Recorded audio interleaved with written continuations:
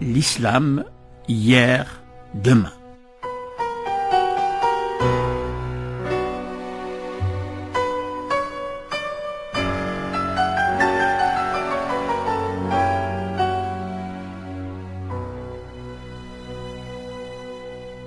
Chers auditeurs, Ramadan Mubarak wa Maqboul Inch'Allah, nous parlons de la Nahda.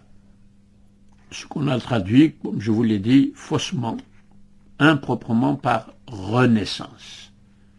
Parce que ce n'est pas la grande culture arabe de la période classique qui va renaître. On va s'y intéresser de nouveau, mais on est loin de la faire renaître. Et jusqu'à présent, je dois dire, rappeler, justement, et ça c'est un signe de retard par rapport à la connaissance moderne.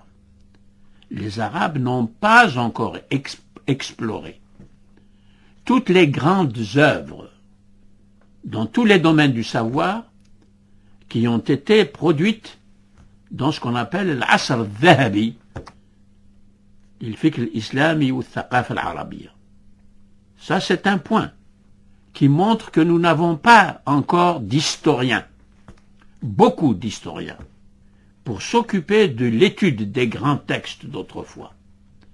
Si bien que la Nahda qui a fait quelque chose.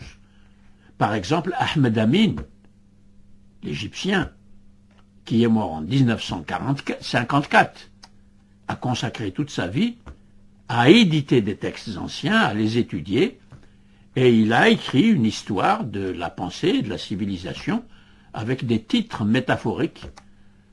Dhuha al-Islam, Dhuhr al-Islam, Asr al-Islam, Fajr al-Islam. C'est une série de volumes que personnellement, quand j'étais étudiant, je lisais avec avidité parce que c'est bien écrit dans un arabe très très clair et en même temps très substantiel, c'est-à-dire du point de vue de la pensée, ça fait réfléchir. Voilà un exemple d'un historien musulman, égyptien, qui a contribué au travail de résurrection, de renaissance de la période classique de la pensée arabe. Mais ce travail, je le répète, jusqu'à présent, n'est pas suffisant. Il nous faut encore beaucoup d'historiens pour le poursuivre. Quoi qu'il en soit, la première grande figure de cette Nahda, c'est Rifa'a al-Tahtawi. Rifa'a al-Tahtawi a vécu tout au long du 19e siècle. Il est mort en 1873. Et il a eu le privilège d'avoir dirigé une mission scientifique envoyée à Paris par Mehemet Ali, qui était le premier grand animateur et introducteur de l'Égypte, justement, à des aspects importants de la modernité. Et son initiative de créer une mission d'étudiants égyptiens qu'il a envoyé à Paris pour étudier sous la direction de Rifa'a al-Tahtawi, eh bien cette mission a laissé beaucoup de traces positives parce que les étudiants envoyés à Paris ont fait des découvertes exactement avec le même regard frais de l'enfant qui découvre des choses merveilleuses. Ces étudiants en ce temps-là étaient émerveillés par tout ce qu'ils voyaient. Par exemple, Rifa'a al-Tahtawi a écrit et décrit ses souvenirs de cette mission et de leur séjour en France. Ils ont visité des villes de France, pas seulement Paris. Quand ils sont arrivés à Marseille, par exemple, ils sont allés manger dans un restaurant et on leur donne des tables, des chaises autour d'une table, et on les sert sur une table et ils sont assis sur une chaise et non pas par terre, comme c'est encore la coutume dans tous les pays sud de la Méditerranée. Et là, pour eux, c'est une nouveauté. Et ils expérimentent cette nouveauté et ils trouvent confortable de ne pas avoir l'estomac serré quand on est assis Et quand on mange, et que donc l'estomac se remplit et il n'est pas à l'aise. Et oui, il le dit, il raconte tout ça dans son livre Takhlis al-Ibriz fi rihla ila Bariz, c'est-à-dire extrait. Le Ibriz, c'est l'or pur. Extrait de l'or pur. Il extrait un or et il le purifie. C'est vous dire le regard. Voilà, rien que le titre exprime l'émerveillement.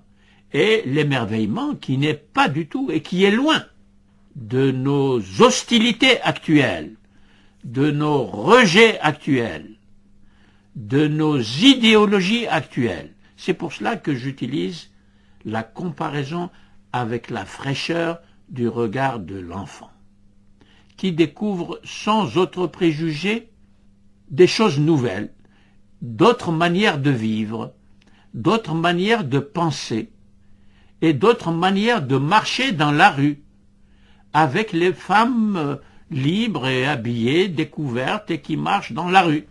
Tout cela est noté, c'est pas moi qui l'invente, c'est de l'histoire, du regard porté par des Égyptiens, de jeunes Égyptiens, voyageant pour la première fois dans la France de 1820 à 1830.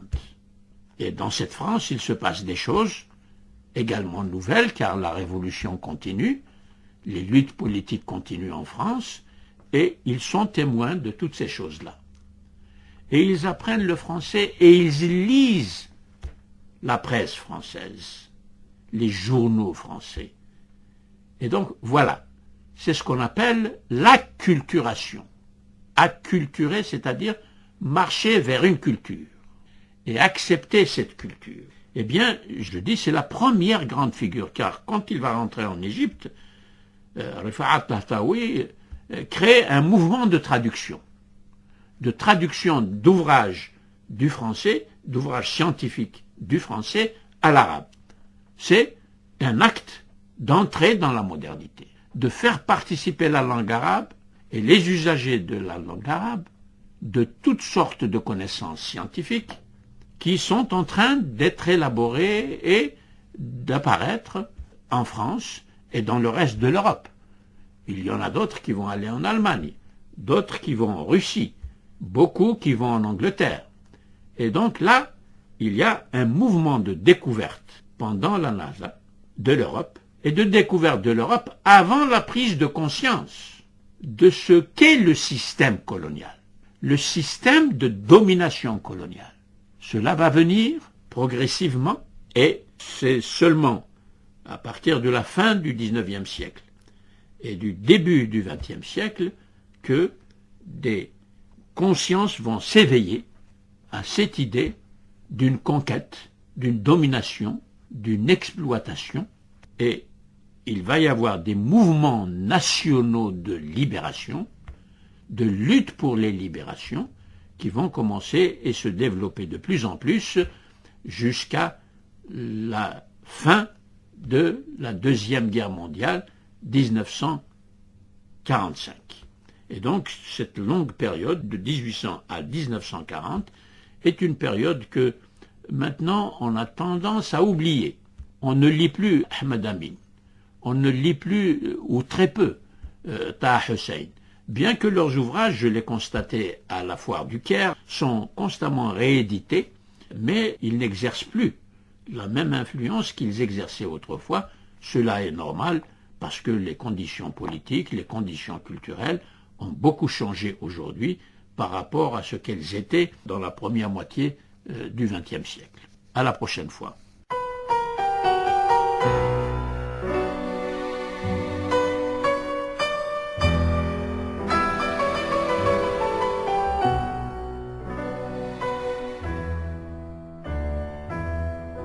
L'islam, hier, demain.